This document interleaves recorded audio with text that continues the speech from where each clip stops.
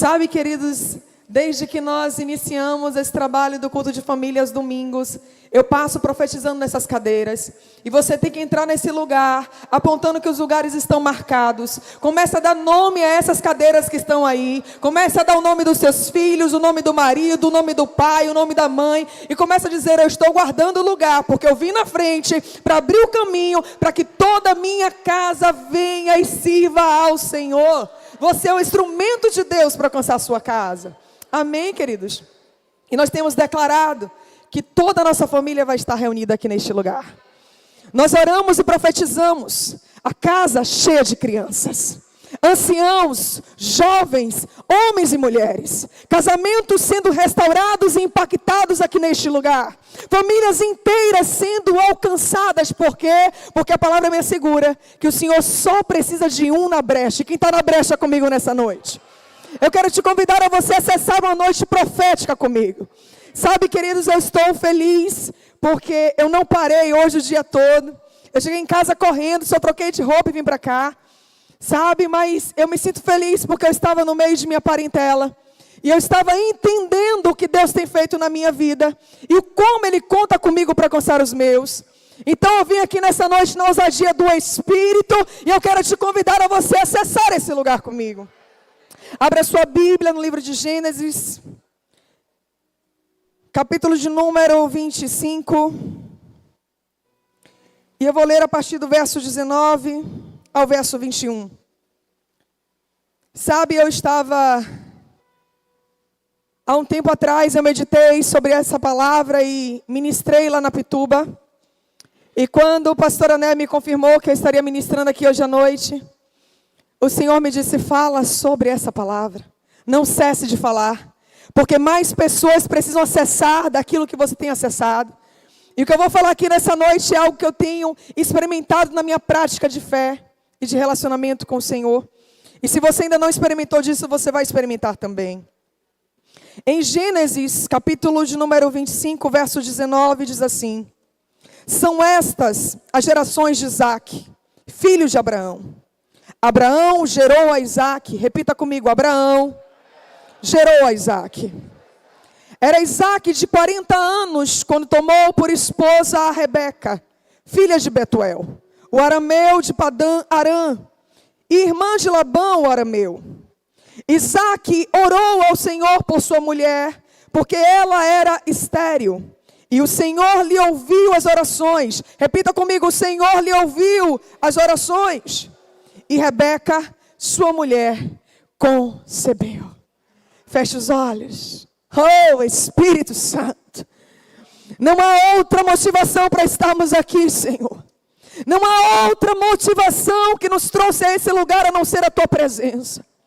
Nós viemos aqui, Senhor, para Te adorar, Te louvar e Te engrandecer. Pai, aqui está, Senhor, a família que o Senhor nos deu, nossos irmãos. Pai, nós queremos Te pedir aqui nessa noite que o Senhor fale conosco, Pai. Porque saímos regozijados nesta manhã, mas há mais do Senhor para ser feito no meio de nós. Entregamos a nossa primícia e nós queremos direcionamentos proféticos para esse tempo, para essa semana, para esses dias, para os próximos meses. Por isso, Pai, os nossos ouvidos estão aguçados para ouvir Tua voz e a nossa mente está cativa à ação do Teu Espírito. Há anjos liberados neste ambiente, Pai. Há anjos que tomam todo este território, todo este bairro. Há anjos que acessam nossa casa nesse exato momento. Há anjos trabalhando em nosso favor. E a Tua palavra me assegura: os Teus ouvidos não estão agravados, nem as Tuas mãos encolhidas. Por isso, Pai, opera neste lugar. Porque sairemos daqui carregados da Tua glória. E eu já quero Te agradecer por isso, Pai, em nome de Jesus. Amém? Pode tomar seu assento, queridos. Sabe, hoje de manhã, quando eu estava aqui, eu voltei ao início de Gênesis, capítulo 2. E eu percebi que desde o princípio de todas as coisas, há palavras vindas da parte de Deus que repousam sobre a nossa vida. Desde o princípio Ele está dizendo: dominai, frutificai. Ele está dizendo: multiplicai-vos, produza, domine sobre todas as coisas, trabalhe, governe sobre aquilo que eu te dei. E somente uma orientação Ele nos deu, depois de já ter preparado todas as coisas. A única orientação foi: se aparte daquilo que é mal, porque no mais, você já tem tudo o que precisa. Você já tem um poder aí dentro, como a pastora Neia, na sua oração de manhã, ela falou aqui, há um poder dentro de nós, que nos habilita a prosperar. Há um poder dentro de nós, que nos habilita a dominar.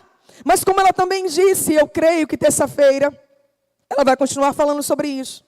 Ela também disse a cada um de nós, se chegou o tempo de grandes coisas, é porque também chegou um tempo de um alinhamento. Se chegou o tempo de liberações mais profundas da parte de Deus, o tempo do cumprimento de promessas, também chegou o tempo de ajuste. E quando eu penso sobre isso, quando eu penso que chegou a hora de viver o que Deus me prometeu, eu entendo que eu tenho que estar alinhada e posicionada para não deixar nada escapar. Eu quero te convidar a vir nesse mesmo sentimento comigo. Toda palavra que sai do altar é para a sua vida. Toda palavra profética que sai daqui, através daquele que Deus quiser usar, é para você. Você agarra a palavra, mas você também se posiciona para viver a palavra. E eu gosto da história de Isaac. Eu gosto porque ela dialoga com a minha história, com a minha vivência, com a história do meu casamento. E quando eu acessei a história de Isaac a primeira vez, eu quis experimentar da mesma trilha de Isaac para vivenciar da mesma promessa, do mesmo cumprimento. E você vai entender. Quando você medita no processo do casamento de Isaac e Rebeca, você vê um pai preocupado com o futuro do seu filho. E você vê ali, naquela história, Abraão, o seu servo, você vê Isaac, o filho, você vê Rebeca. E você vê a tipificação da posição do pai, do filho, do Espírito Santo e da noiva, que é a igreja. E eu amo ver que o pai é alguém que está interessado em todas as áreas que dizem respeito à vida dos seus filhos. Eu gosto disso, queridos, porque nós estamos em um culto de família. E quanto o diabo tem investido contra as famílias, contra os casamentos. Quanto que ideologias têm sido aí aplicadas e implantadas silenciosamente nas escolas para incutir na mente de nossos filhos valores distorcidos. Eu sou professora, eu estou em sala de aula e eu sei o que eu estou dizendo. As pessoas, elas estão sendo incentivadas a desacreditar num Deus que fala e que aponta destino. Elas não estão mais esperando direção de Deus para fazer coisas e tomar decisões nas suas vidas. E aí eu vejo um pai que na sua velhice, ele vai dar ordem ao seu servo e vai lhe instruir a buscar no meio do seu povo, no meio de quem fala a mesma língua, no meio de quem tem a mesma visão, no meio de quem compactua da mesma fé, uma esposa para o seu filho. E aquele servo, ele entendendo a responsabilidade que lhe foi confiada, ele parte naquela missão. E ele ora, ele pede confirmação dos céus, ele pede testificação, porque ele não quer errar, ele não quer se precipitar, ele não quer apontar na direção errada, ele não quer fazer uma aliança errada. Então ele pergunta ao Senhor: Pai, mostra a tua graça para com o meu Senhor e para com o teu humilde servo. Testifica acerca da missão que me foi dada. Senhor, eu acessei este lugar, o lugar da promessa, mas eu preciso encontrar a prometida do teu servo. Eu estou na fonte, Senhor. Então, Pai, me dá um sinal. Aquela que vier vindo para a fonte. Aleluia, eu sinto Deus neste lugar. E eu lhe pedi água, Senhor. E ela se oferecer não só para me dar água, mas para dar água de beber para os meus camelos.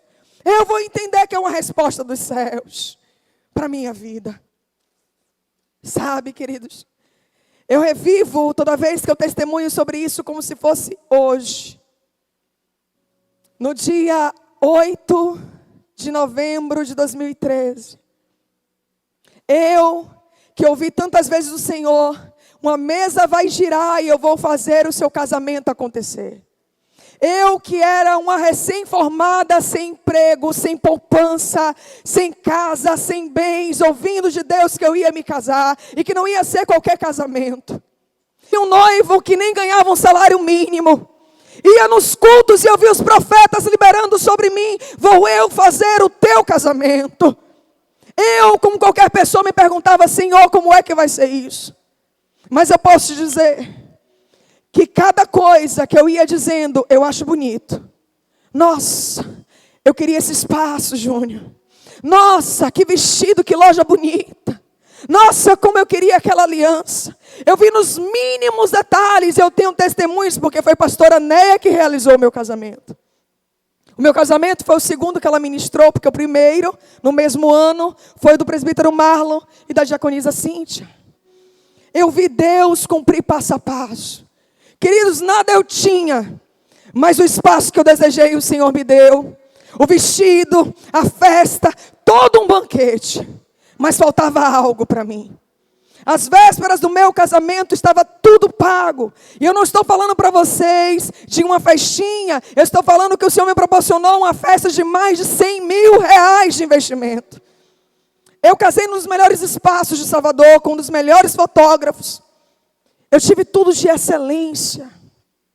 Mas às vésperas, eu estava no culto pela manhã. E a minha oração foi: está tudo pronto. Está tudo pago. Mas eu não quero um marido. Eu quero um homem de Deus.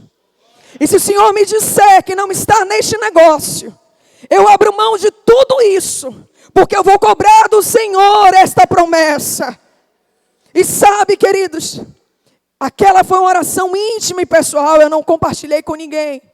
Mas o Senhor, que tem ouvidos que não estão agravados, e mãos que não estão encolhidas, na roda do ciclo de oração, tomou os lábios de pastora Neia. Ela apontou para mim e me disse: meu Deus, estou toda arrepiada. Minha filha, você vai casar amanhã. E você disse a Deus nas vésperas do seu casamento que você vai abrir mão de tudo se Ele te disser hoje que não está no negócio. Pois assim diz o Senhor: eu não sou homem para que minta, nem filho do homem para que me arrependa. Sobe nesse altar, porque eu sou contigo. Ei, Deus responde oração.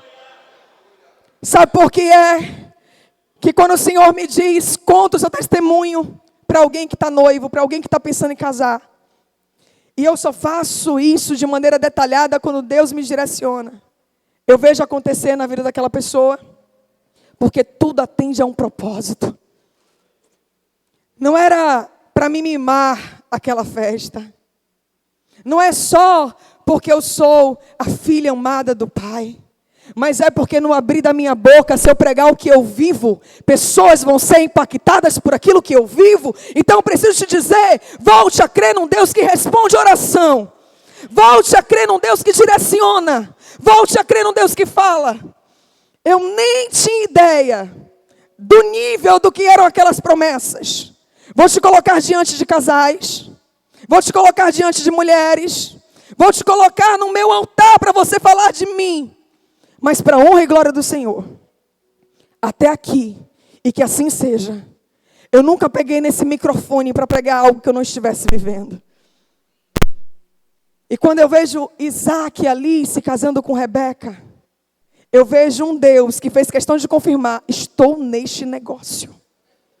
Saber que Deus está no negócio, queridos, vai fazer toda a diferença no meio do processo que você tiver que enfrentar. Você precisa ter a convicção de que Deus está neste negócio. Porque saber que Deus está contigo não quer dizer que você não vai passar por lutas nem por adversidades. Eu creio que a grande maioria aqui já conhece o testemunho do pastor Ricardo. Já conhecem a história do acidente que ele sofreu. E vocês sabem, pelo menos na versão de pastor Ricardo, mas na minha, quem não sabe ainda, eu vi todo o acidente acontecer na véspera. Anos depois. Que ano foi aquele, meu filho? 2019. E sabe o que é que eu me lembrei? Daquela oração. em 2013. O Senhor abriu a minha visão e eu me vi viúva. Eu me vi sem marido. Eu me vi com uma filha. Eu me vi desamparada, ouvindo críticas da minha família, questionando sobre o meu casamento e as minhas escolhas. Eu sabia que aquele acidente era para a morte. Todas as vezes que Ricardo ia viajar, eu orava por ele toda manhã, 4 horas da manhã, 5 horas, ele não saía sem que eu orasse por ele.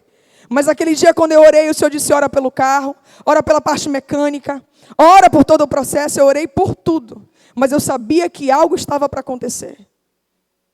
E quando o Senhor falou comigo do acidente, eu disse para ele, o Senhor vai colher, vai tocar, pode tocar, estava desconcertado. Ele precisava desse toque porque, como ele já contou aqui muito bem, todos conhecem, era um obreiro que não estava vivendo a palavra como deveria. Era alguém que não estava agradando a Deus nas suas ações. Era alguém que estava vivendo uma vida de religiosidade e precisava ser tocado para uma mudança. Mas quanto à morte, eu me lembrei daquela oração lá atrás. E eu disse, Senhor, sou a única casada na casa de meus pais. Não casei para divorciar. Não casei para envergonhar o teu nome.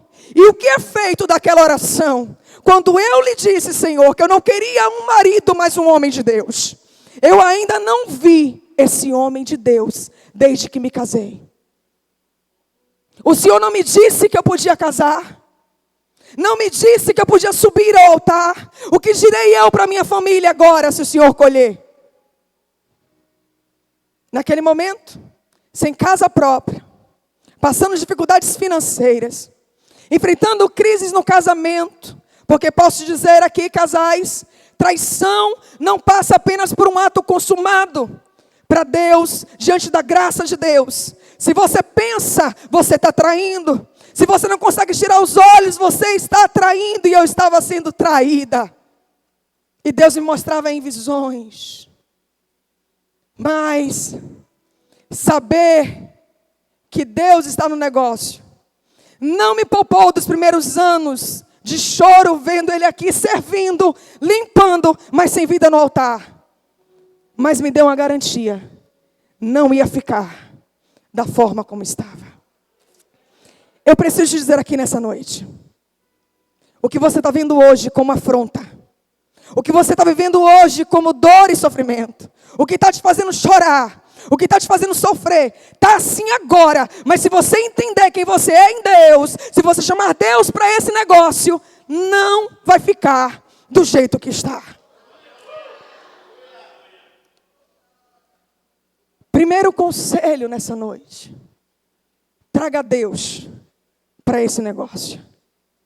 Se você não tem paz no seu coração acerca de alguma coisa, ore um pouco mais. Espere um pouco mais. Não se apresse em fazer aliança se esse não é o tempo de Deus para uma aliança. Mas se Deus confirmou, eu quero que você hoje lembre de que maneira Ele te confirmou. Sabe o que eu acho lindo no capítulo 24 de Gênesis? Se puder projetar para mim, por favor. Verso 62. A palavra do Senhor diz que os seus sinais seguirão aos que creem. Veja que não são só palavras. Os sinais vão se manifestando. Quando aquele moço, o Geazi, consegue trazer Rebeca para as terras de Isaac, Gênesis 24, 62 relata o encontro entre eles. E a palavra diz assim: ora, Isaac vinha de caminhos de Beer-Lahai-Roi, porque habitava na terra do Neguebe. Saíra Isaac a orar ou a meditar no campo. Ao cair da tarde, erguendo os olhos, viu, e eis que vinham os camelos. Também Rebeca levantou os olhos e, vendo a Isaac, apeou do camelo e perguntou ao servo: quem é aquele homem que vem pelo campo ao nosso encontro? É o meu senhor, respondeu. Então tomou ela o véu e se cobriu. E o servo contou a Isaque todas as coisas que havia feito. Confesso a vocês que já li esse texto várias vezes. Mas quando o Senhor ele quer falar algo especial ao seu coração, Ele te chama atenção para detalhes. Quando a palavra do Senhor faz questão de dizer que Isaque vem vindo do poço de... Deixa eu falar o nome aqui porque ele é bem dificilzinho, mas ele está vindo diante do poço de Beer-lahai-roi. A tradução para essa palavra é o poço daquele que vive e me vê. Esse poço no deserto, ele vai ter esse nome no exato momento em que...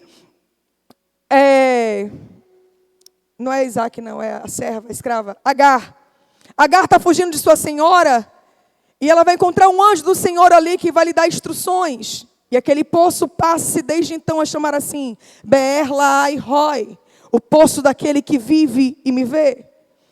É lindo saber que Isaque está à espera da sua prometida, mas no dia do cumprimento da promessa, ele está passando pelo caminho daquele que vive e me vê.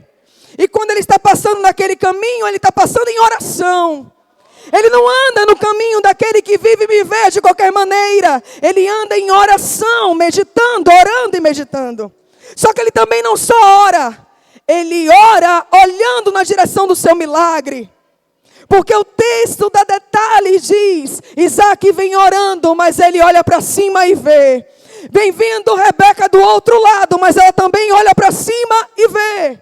E eu preciso te perguntar, quando você ora, em que direção você está olhando? Enquanto você clama, para onde você está olhando? Porque faz toda a diferença eu orar, já olhando na direção do meu milagre. Eu não posso orar com pensamento pequeno, com um olhar para a terra, com um olhar para as coisas terrenas e limitadas. Quando eu estou orando, eu tenho que orar com expectativas no Senhor. Eu tenho que orar e me preparar, porque a qualquer momento a minha oração vai vir ao meu encontro como uma resposta materializada. Então o meu olhar tem que estar focado. Pastor Sindral, Isaque está esperando, mas quando ele espera focado. Ele está olhando na direção certa, porque ele sabe no caminho que ele está.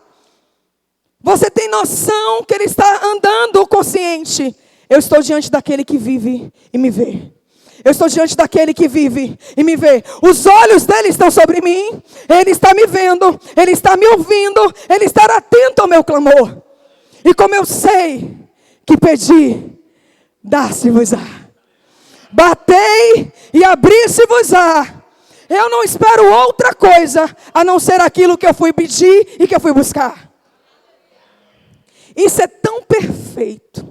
O alinhamento é tão perfeito que, acredite, Rebeca encontra o olhar de Isaque sem nem antes ter recebido a confirmação de que era ele.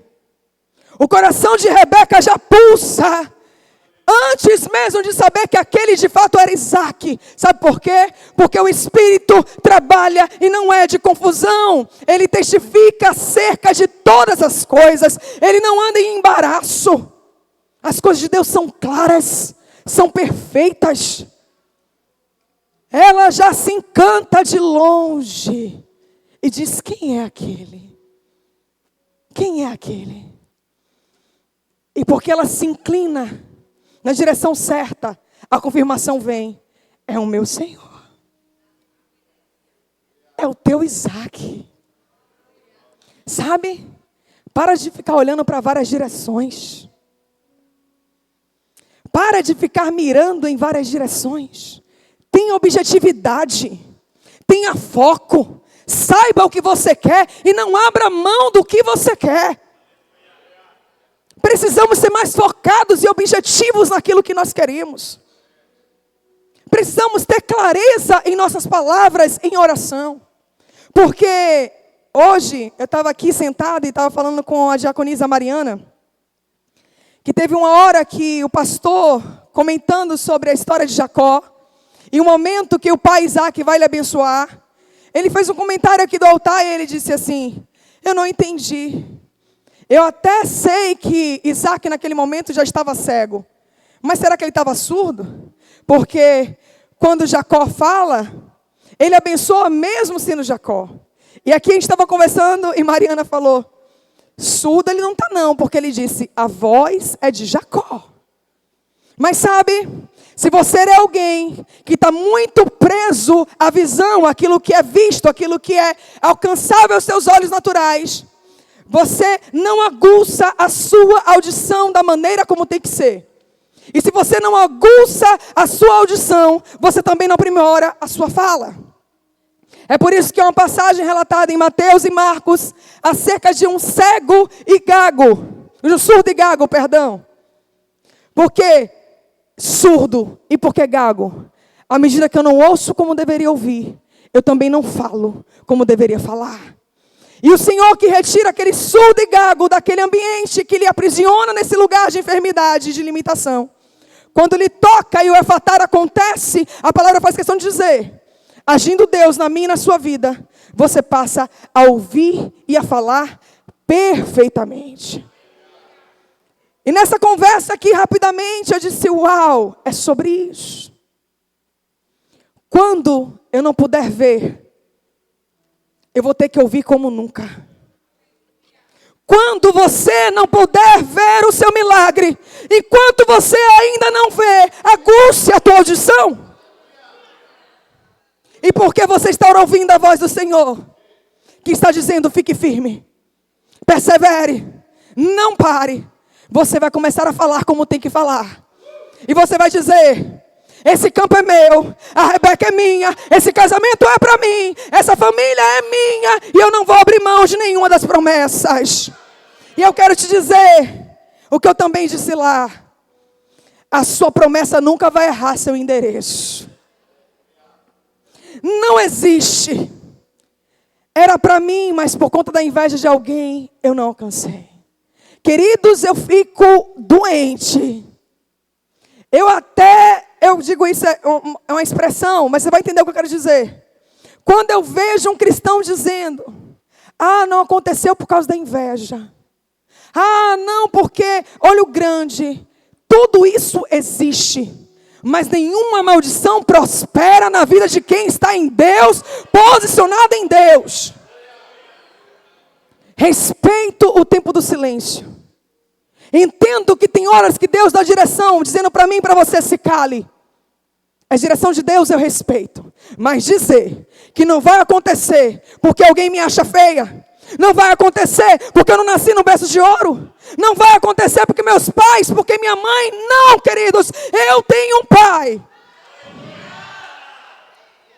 E eu fiz questão que você repetisse. Quem gerou Isaac? Abraão. Quem gerou? Quem te formou? Quem tem te conduzido a este lugar? Outra coisa linda que foi dita aqui. Uma citação, queridos, que está lá em Isaías 43. Ele não é só o Deus que te cria. Ele também é o Deus que te forja, que te forma. Quando Isaac, ele casa com Rebeca, a gente não sabe quanto tempo depois de casados, eles vão perceber que Rebeca não está gerando. O texto não diz para mim. Olha que eu fiz questão de dizer. É alguém que casou na direção de Deus. É alguém que sabe que está alinhado com a vontade de Deus. É alguém que sabe que está fazendo a vontade do Pai, mas está agora casado e vendo que a sua mulher é estéril. E eu fui meditar sobre o que é a esterilidade. O que é um campo estéril? Um campo estéril, queridos, é um campo que está recebendo semente, mas não está produzindo. Se está recebendo semente, está recebendo investimento. Tem alguém lá dedicando tempo em semear, lançando semente, dando atenção, cuidando, regando. Não é um campo abandonado. Um campo estéril é um campo que está recebendo cuidado, mas não está respondendo ao cuidado que está recebendo. Isaac está ali semeando no ventre da sua mulher, mas aquele ventre não está produzindo. Isaac está ali lançando a semente, mas a semente não está dando conforme a sua espécie, não há produção. E com o tempo ele se dá conta disso. Campos de esterilidade em nossas vidas são campos que não estão produzindo como deveriam produzir. E por que deveria produzir? Porque a sua natureza é dar fruto. Não tem área de nossa vida que não tenha recebido o comando para dar fruto.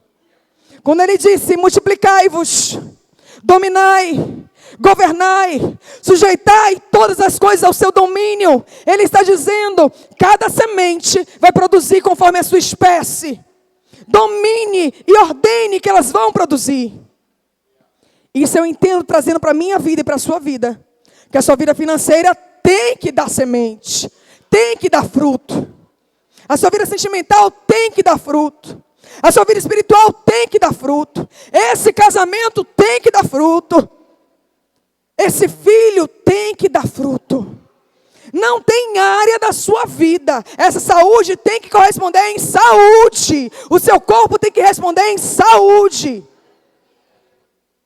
Tudo tem que dar resposta à sua essência. E qual é a sua essência? A perfeição de Deus.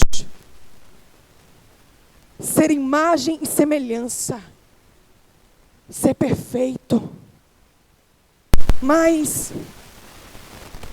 quando você percebe que o campo não está produzindo, você tem que lidar com a frustração. Muitas vezes porque você é humano. Você cria expectativas. A sua alma nutre expectativas. Se você dá carinho, você quer carinho em volta. Não se iluda.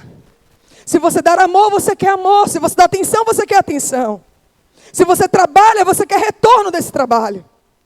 Se você constrói, você quer ver edificação. Você quer ver resultado. E essa geração que está aí não aprendeu a lidar com campos de esterilidade. Essa geração que está aí, quando vê que o campo não está produzindo, abandona o campo, porque eu não estou sendo atendida. Jaconiza Maiara. Por que casamentos se dissolvem? Porque não está atendendo as minhas expectativas. Porque essa pessoa não é o que eu imaginava, não é o que eu esperava. De repente você que está aqui me ouvindo casou, e depois que casou você descobriu a esterilidade. Não necessariamente de ventre, mas talvez de um coração que não está respondendo ao seu. De uma prática que não está atendendo a sua expectativa. E quando eu vi a esterilidade no meu casamento, eu também me lembrei de que eu me comprometi com o Senhor. De não casar para me divorciar. Quando eu falo de Isaac, eu estou falando de alguém que na lei dos seus dias, assim como seu pai fez, ele podia pegar uma concubina. Ora, Rebeca é linda, mas não me dá filhos. Eu posso ter outra mulher. A lei daqueles dias lhe dava direito. Ele não seria julgado como adúltero. Quando nós estamos diante de um campo estéril, qual é a nossa primeira reação? Abandonar. Jogar fora. Sabe o que eu digo no meio dos meus amigos? Pessoas não são descartáveis. Sabe por que Deus permite que filhos encontrem campos estéreis na sua vida? Porque para Deus, esterilidade nunca foi um problema. Nunca foi algo irreversível. Quando Deus vê um campo estéril, Ele não se escandaliza. E você se pergunta, Senhor, por que eu estou passando por isso? Senhor, por que essa luta?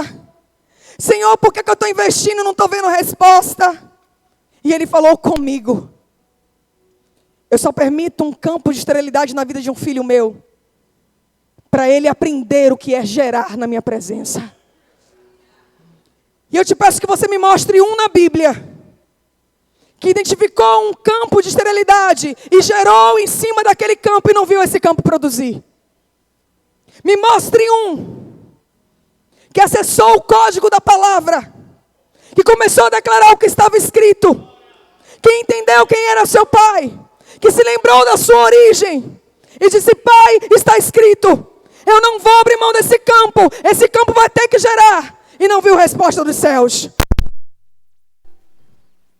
Ana sofreu até o tempo em que ela não entendia o que Deus estava requerendo dela. Ana chorou até o tempo em que ela usava uma linguagem incorreta diante de Deus. Porque nós erramos, queridos, quando em nossa oração você só fala da esterilidade. Você acha que Deus não sabe como é que está esse casamento? Você acha que Deus não sabe como é que está a sua vida financeira? Você acha que Deus não sabe que você tem contas para pagar? Você acha que Deus não sabe que de repente chegou um diagnóstico de enfermidade? Você acha que Deus não sabe como está a sua alma? O problema é dizer: Senhor, o Senhor não está vendo? Senhor, olha como está. E aí a gente tece uma lista, descrevendo todo o campo. Está seco, não produz, não me agrada, está me fazendo sofrer, está me trazendo danos. E Ele esperando você usar as palavras corretas. Porque é como se eu visse Deus dizendo sim. E o que é que você vai fazer? Tem uma porta fechada diante de você, o que é que você vai fazer? Você ouviu um não, e o que é que você vai fazer? Você ouviu que esse marido quer o divórcio, o que é que você vai fazer? Você ouviu o seu filho dizer que não quer saber do Senhor, que quer estar no mundo, que ele tem prazer nas coisas do mundo, o que é que você vai fazer? Você não está gerando, o que é que você vai fazer? Quando Isaac viu que a sua mulher não lhe dava filhos, eu creio, porque o texto, ele me diz, essa é a descendência de Isaac. Isaac é filho de Abraão. E Abraão gerou Isaac. A primeira coisa que o Senhor está dizendo: você conhece seu pai?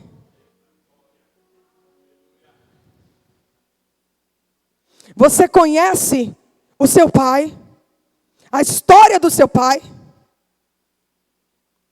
Isaac, olhando para a sua história, para a sua genealogia, para a sua paternidade, ele vai ter que lembrar. Meu pai tinha 75 anos quando saiu de Harã e obedeceu o Senhor. Meu pai, na sua trajetória de obediência, no caminho daquele que vive e me vê, ele ouviu do Senhor: eu vou te dar um filho e vou te fazer pai de nações. Meu pai, antes, Abrão, ele teve que esperar por volta de 25 anos até me ver nascer. Porque a minha mãe também era estéril. E esse tempo entre a promessa e o cumprimento da promessa é algo que muitos não suportam. Por quê? Porque no primeiro ano ainda vai lá.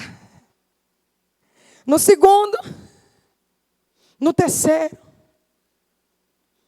Quando passa o tempo, é que muitos são reprovados. Porque eles não entenderam ainda que o que você quer é que a promessa se cumpra. Mas o que Deus quer é que você seja transformado. O que você quer é que Deus abra a porta. Mas o que Ele quer de você é que você confie nele com a porta ainda fechada. O que você quer é que Deus restaure esse casamento. O que Deus quer de você é que você seja restaurado enquanto você espera esse casamento ser restaurado. O que você quer é a conversão do seu filho. E o que Deus quer é te ensinar a ser pai e mãe de verdade. O que você quer é riqueza. Você quer ter uma vida boa e confortável, e isso não é pecado. Mas o que Deus quer é que você aprenda primeiro a ser fiel no pouco, para que no muito Ele possa te colocar.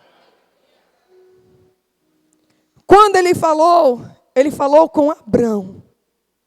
Mas quando Ele cumpriu na vida de Abraão.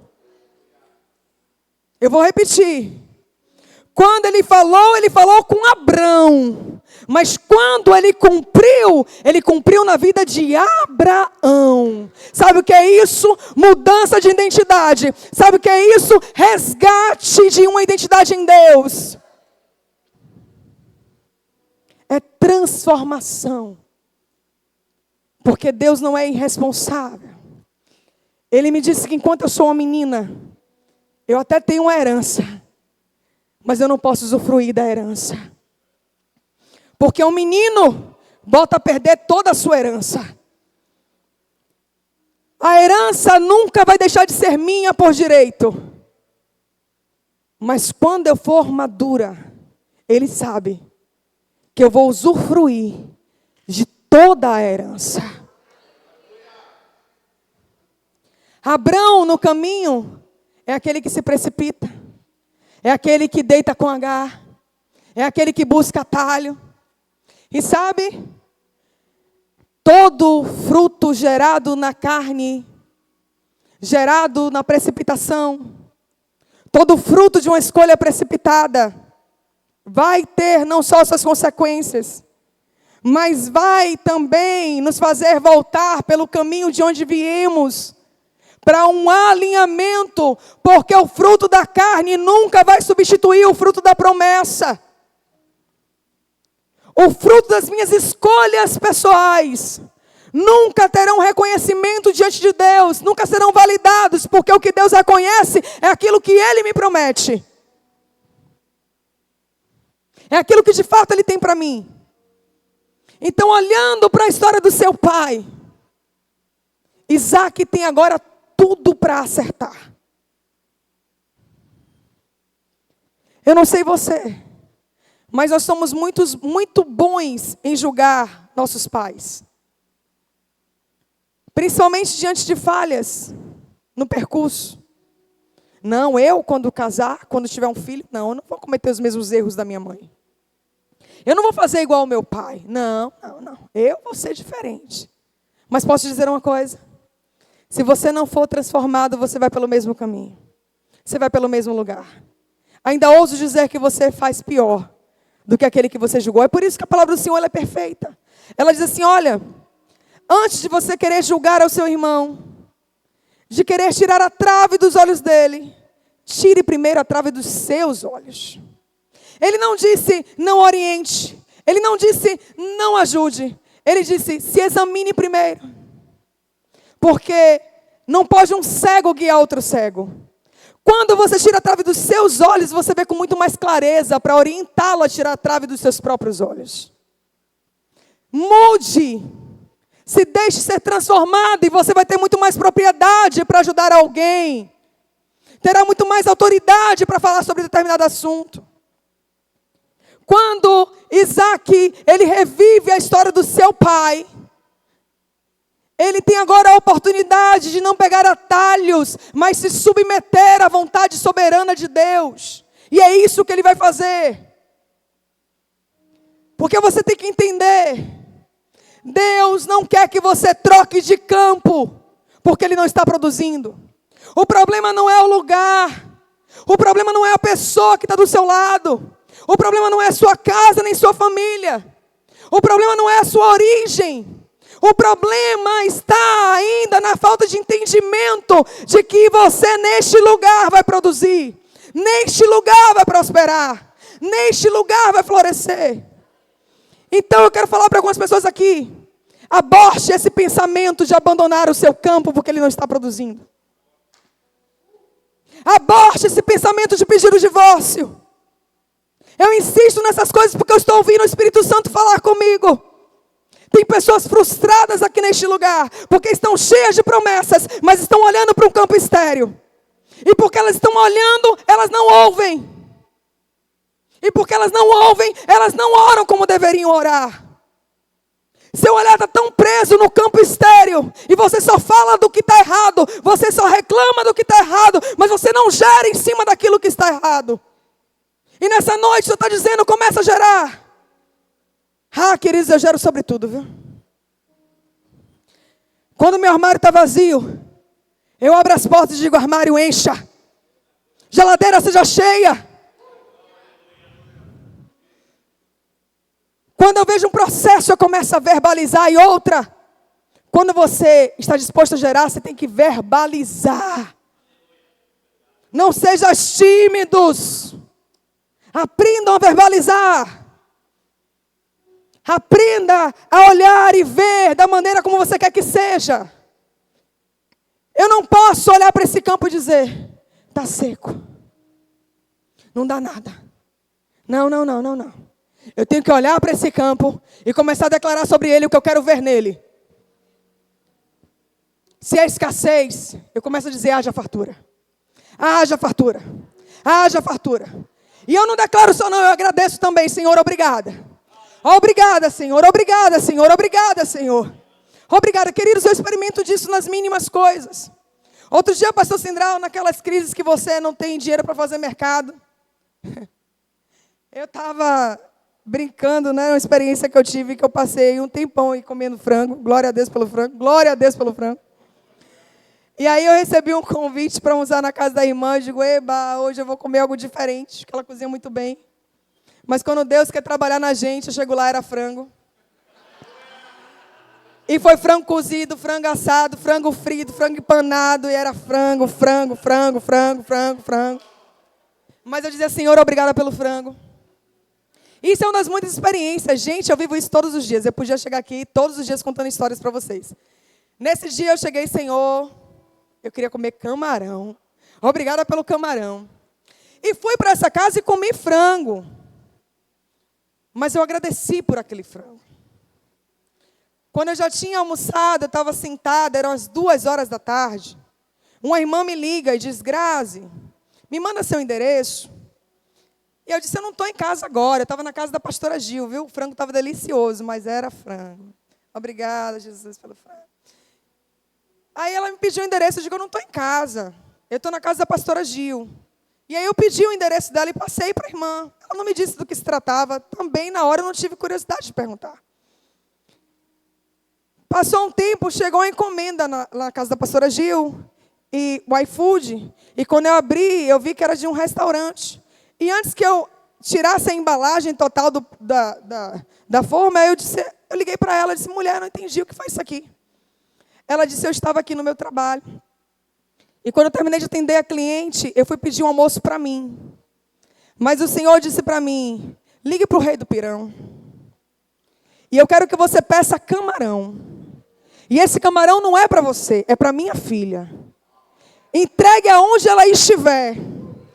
E diga a ela, foi o teu pai que lhe mandou. Aplauda o Senhor.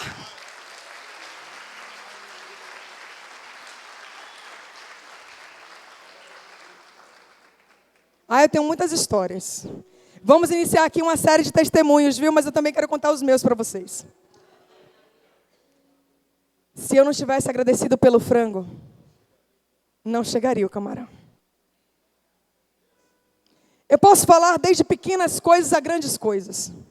Eu posso falar do Senhor restaurando meu marido. Eu posso falar do meu casamento. Eu posso falar da primeira casa que eu fui morar, porque quando eu casei, eu ia alugar a primeira casa e minha mãe me pediu que eu morasse com ela por um tempo, porque ela estava em depressão. Fiquei 1 ano e meio com minha mãe. Saí de lá grávida de 5 meses de Natália.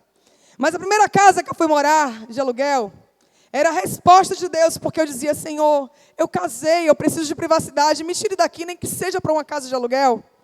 E quando a casa chegou, eu só tinha a cama que eu ia levar da casa de minha mãe, eu só tinha o guarda-roupa, um fogão embalado, uma geladeira e um micro-ondas.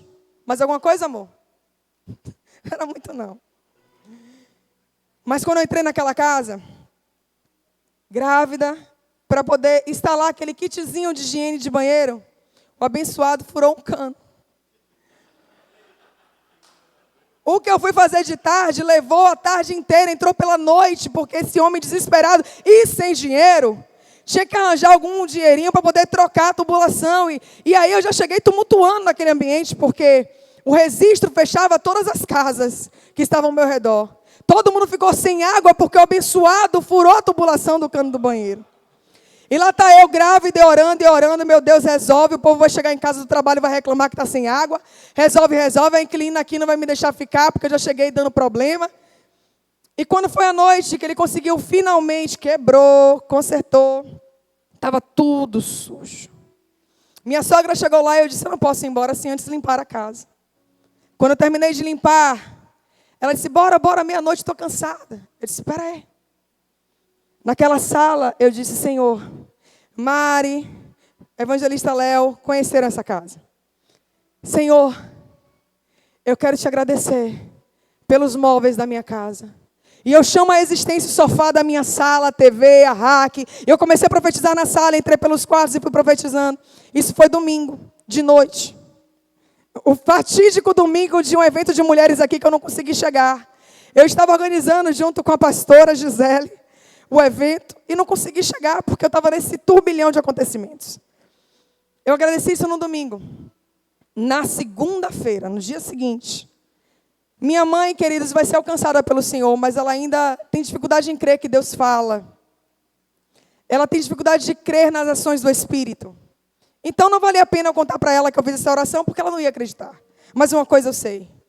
Eu orei no domingo, mas na segunda minha mãe disse: bora ali comigo na rua. E eu fui com ela. E ela me levou numa loja. E naquela loja, novo, não usado, chegou sofá, chegou rack, chegou mesa de centro, chegou cama nova que eu já tinha, chegou guarda-roupa, toda a mobília de uma casa, em um dia, menos de 24 horas, chegou na minha casa para eu saber que a oração de um justo pode muito em seus efeitos. E você fica olhando para a sua vida financeira e chorando por quê?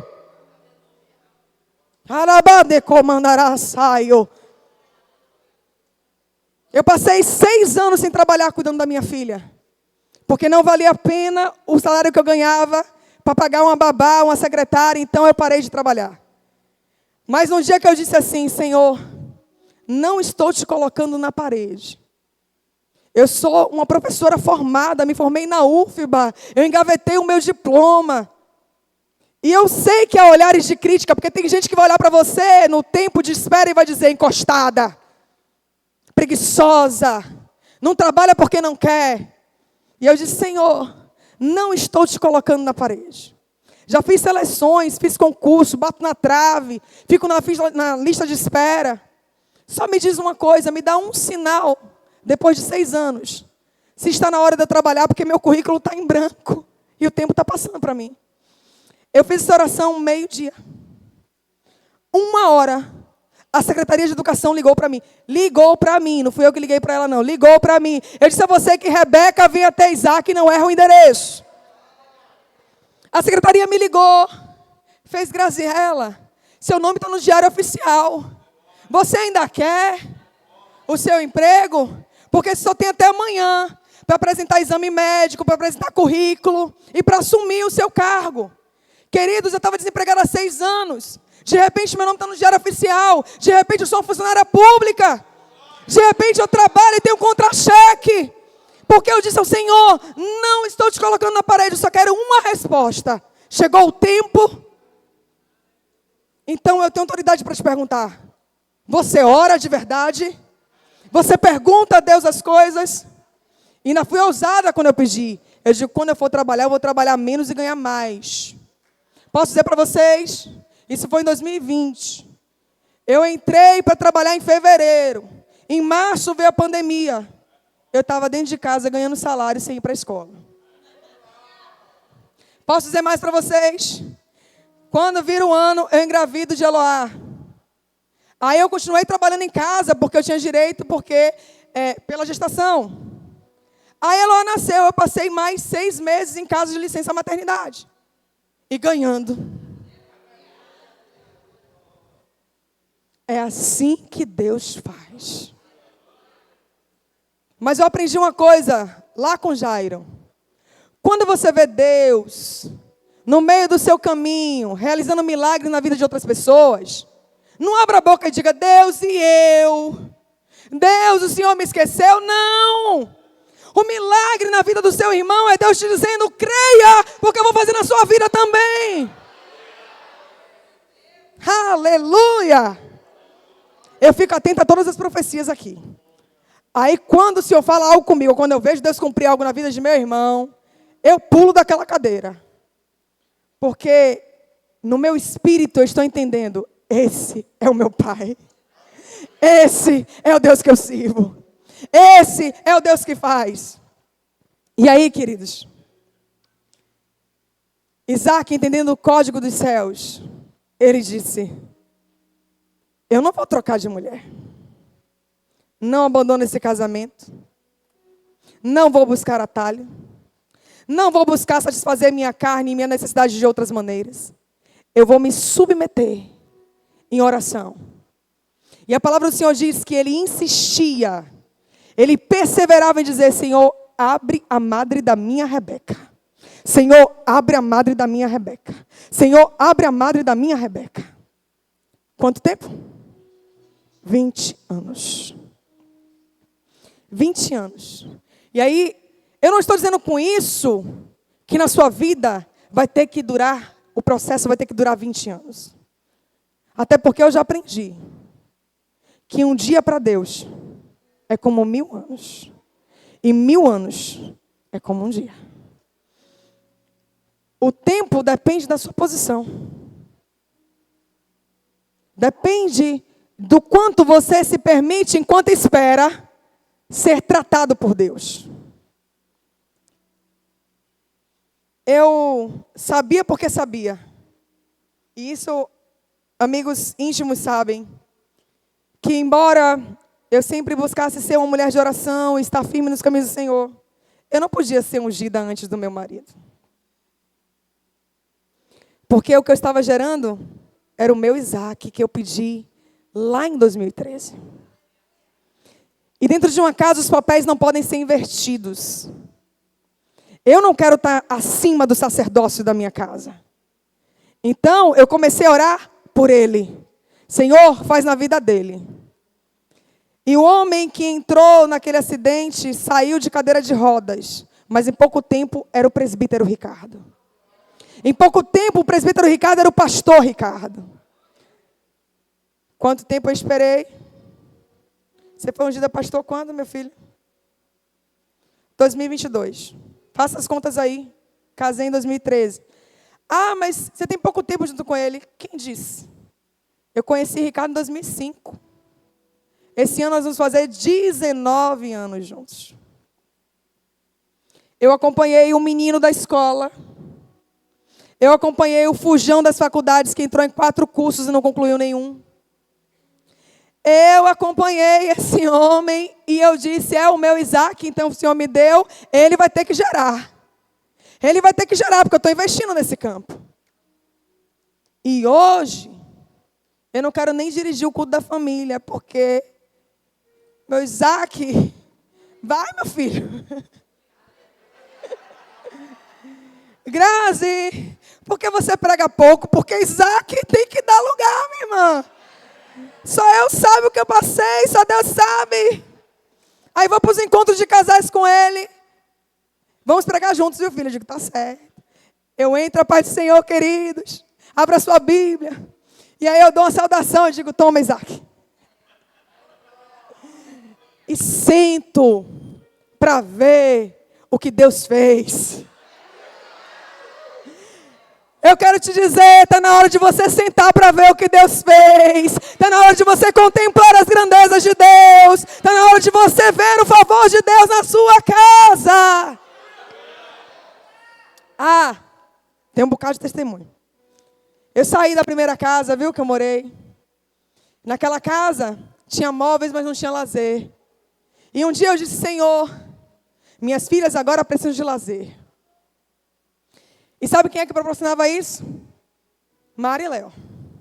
Eles que pegavam minha filha para tomar um banho de piscina, para passear. E eu comecei a gerar, Senhor, obrigada por esse tempo nessa casa. Mas agora está na hora de ir para um lugar que tenha. Nessa casa, queridos, eu colocava o lixo na escada, o cachorro vinha, abria o saco de lixo, chovia, escorria todo o lixo pela escada. Eu ia lá catar todo o lixo, limpando e dizendo, meu tempo aqui está chegando, um dia vão bater na minha porta para recolher o lixo na minha porta. E eu ia profetizando. Está doendo, mas vou profetizando. Está sofrendo, mas vou profetizando. E eu me mudei. No lugar que eu moro hoje, todos os dias, às 3 da tarde, batem lá para tirar o lixo da minha porta. No lugar onde eu moro hoje, eu não desço porque não quero, muitas vezes. Mas tem piscina, tem quadra, tem parquinho, tem lazer.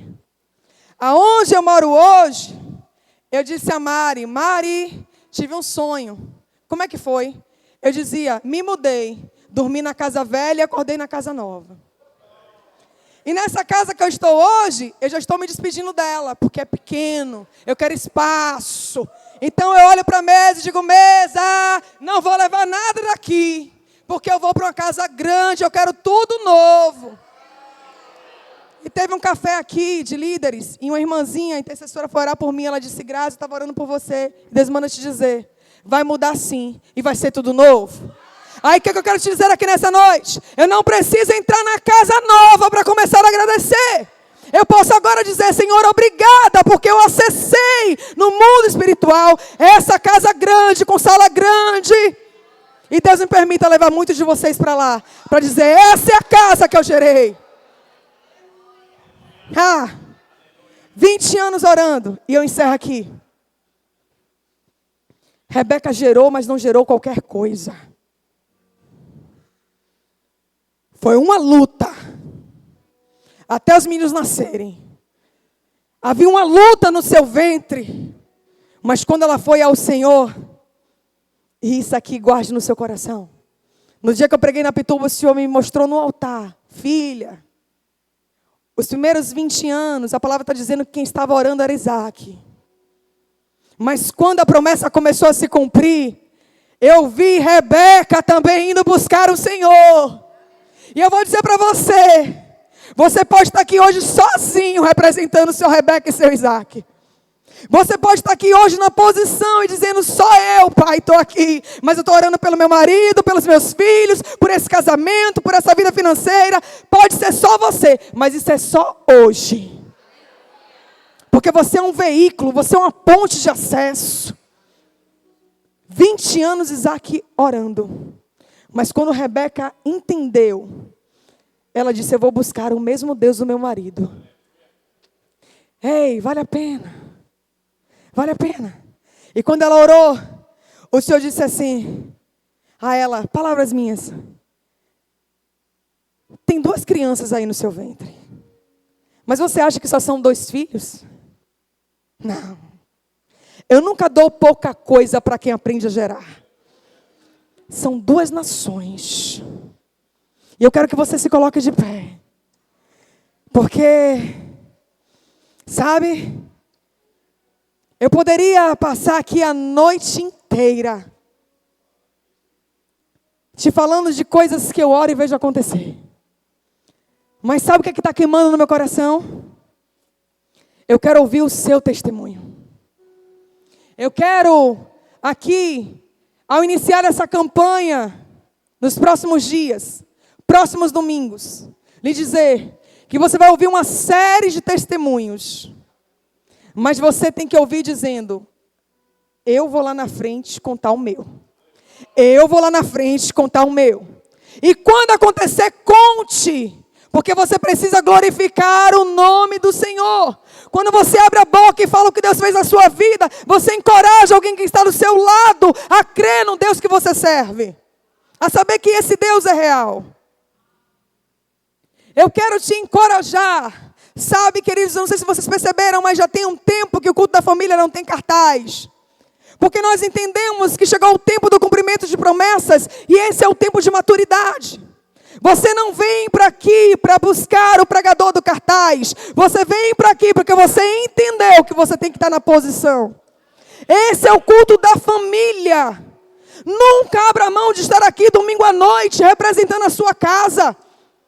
Coloca a sua casa no altar, bote fotografias, peças de roupa. Faça atos proféticos. Apresenta a tua casa ao Senhor. Apresenta os teus sonhos ao Senhor. Mas a partir de agora, eu quero chamar o Ministério de Louvor e eu quero te dar alguns minutos para você começar a declarar sobre este campo estéril. Eu quero que você feche seus olhos, fique à vontade. Sabe, queridos, aqui não há liturgia, há liberdade para o Espírito agir. Toda essa palavra foi para lhe dizer, Deus está visitando hoje esse campo. Deus está visitando hoje esse campo, então abra a tua boca. Se você não está satisfeito com a casa que você mora, abra a boca. Se você não está satisfeito com sua vida financeira, abra a boca. Se você não está satisfeito com esse processo na sua vida sentimental, abra a boca. Se tem relatório médico, abra a boca. Comece a profetizar. Comece a declarar sobre a sua vida. Tome uma posição. E hoje diga: vai mudar. Vai mudar. Pare de confessar miséria. Pare de confessar depressão. Pare de confessar ansiedade. Pare de confessar medo. Pare de dizer: eu não tenho, eu não posso, eu não consigo. Comece a dizer: vai acontecer. Vai acontecer. Vai acontecer. É um tempo de prosperidade. Há um tempo de restituição. Há um tempo de restauração. E eu lhe digo: vai acontecer. Vai acontecer. Comece a profetizar. Espírito Santo de Deus, nós te apresentamos, Pai, a nossa vida, a nossa casa, o nosso ventre espiritual. E nós declaramos: haja luz, haja vida, haja transformação. Em ambientes onde não havia paz, haja paz. Em ambientes de escassez, haja fartura. Em ambientes de enfermidade, de morte, haja vida. Haja restituição de saúde. Em ambientes de desânimo, haja fé e esperança. Em ambientes de tristeza, haja alegria. Em ambientes de vergonha, haja honra. Ah, Espírito Santo, essa foi a palavra que o Senhor colocou no meu coração. E eu libero sobre cada família, cada vida aqui neste lugar, Senhor. Que eles, meu Pai, contarão os próximos testemunhos aqui neste lugar. Que eles receberão chaves, portas abertas, contratos sendo assinados, promoções em empresas. Haverão casamentos e restauração de casamentos. Haverá, meu Pai, uma restauração entre pais e filhos. Porque o Senhor converte o coração dos pais aos filhos e dos filhos aos pais. O Senhor faz o teu povo voltar a sonhar, voltar a crer e voltar a esperar no Senhor. Não importa, Pai, quanto tempo se passou, vai acontecer. Porque o Senhor faz infinitamente mais, além daquilo que pedimos ou pensamos, de acordo com o seu poder que opera em nós. Aplauda ao Senhor, queridos.